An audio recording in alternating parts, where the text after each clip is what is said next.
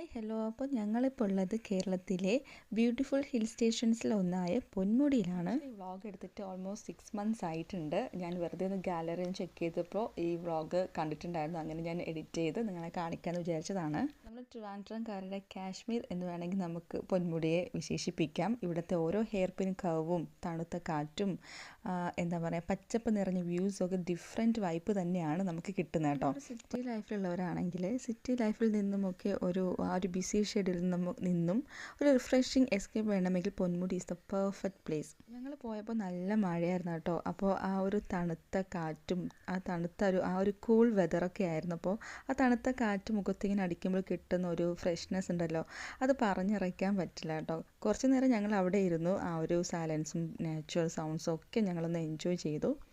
Sometimes happiness എന്ന് പറയുന്നത് ഇതുപോലെ ഒരു സിമ്പിൾ മൊമെൻറ്റ്സിൽ നിന്നായിരിക്കും നമുക്ക് ഏറ്റവും കൂടുതൽ കിട്ടുന്നത്. ജോക്കുട്ടൻ്റെ ഫസ്റ്റ് വിസിറ്റാണ് പൊന്മുടിയിൽ and he enjoyed it a lot. ഓരോ വ്യൂവും എക്സൈറ്റ്മെൻറ്റോടെ കണ്ട് ഫ്രഷ് എയർ എൻജോയ് ചെയ്തും ഫുൾ ട്രിപ്പ് അവൻ നന്നായിട്ട് എൻജോയ് ചെയ്യുന്നുണ്ടായിരുന്നു. ഈ ഒരു ജേർണി അവൻ എന്തായാലും ഒരു അൺഫോർഗറ്റബിൾ മെമ്മറി ആയിരിക്കും. ഫാമിലി ആയിട്ടും ഫ്രണ്ട്സും ആയിട്ടും വരാൻ പറ്റുന്ന ഒരു നല്ലൊരു ഡെസ്റ്റിനേഷനാണ്. കപ്പിൾസിനും സോളോ ട്രാവലേഴ്സിനും എന്തായാലും ഇതൊരു നല്ലൊരു എക്സ്പീരിയൻസ് ആയിരിക്കും.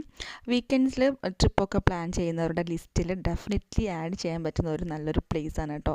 പിന്നെ ഇവിടെ ഒരു 4 മണിയൊക്കെ ആകുമ്പോൾ ക്ലോസ് ചെയ്യുന്നതിന് മുമ്പായിട്ട് തന്നെ നമ്മൾ എത്തിച്ചേരുന്നതായിരിക്കും നല്ലത്. അല്ലെങ്കിൽ 4 മണിയൊക്കെ കഴിയുമ്പോഴത്തേക്ക് അവിടെ ഫുൾ ഫോഗായിരിക്കും. തൊട്ടടുത്ത് നിൽക്കുന്ന ആൾക്കാരെ പോലും കാണാൻ പറ്റുന്ന രീതിയിൽ മൂടൽ മഞ്ഞായിരിക്കും കേട്ടോ. ഈ ഒരു ട്രിപ്പ് ഞങ്ങൾക്ക് വളരെ സ്പെഷ്യലായിരുന്നു. കാരണം എൻ്റെ ഹസ്ബൻഡ് നാട്ടിലുണ്ടായിരുന്ന സമയത്ത് ഞങ്ങൾ പോയിട്ടുള്ളതായിരുന്നു.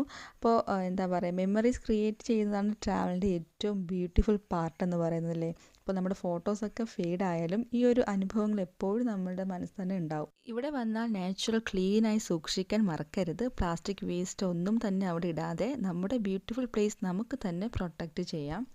ഞങ്ങളൊരു ഉച്ചയ്ക്കായപ്പോഴാണ് പൊന്മുടിയിൽ എത്തിയിട്ടുണ്ടായിരുന്നത്. അപ്പോൾ ഞങ്ങൾ ഓൾറെഡി വീട്ടിൽ നിന്ന് പൊതിച്ചോറ് കൊണ്ടുവന്നിട്ടുണ്ടായിരുന്നു. അപ്പോൾ മഴ കാരണം ഞങ്ങൾ കാറിലിരുന്നാണ് ഫുഡൊക്കെ കഴിച്ചിട്ടുണ്ടായിരുന്നത്.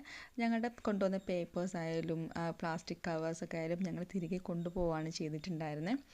So that's it. Hope you guys enjoy this vlog. നിങ്ങളുടെ സപ്പോർട്ടാണ് ഏറ്റവും വലിയ motivation. Thanks for watching. See you in our next vlog. Until then take care. By.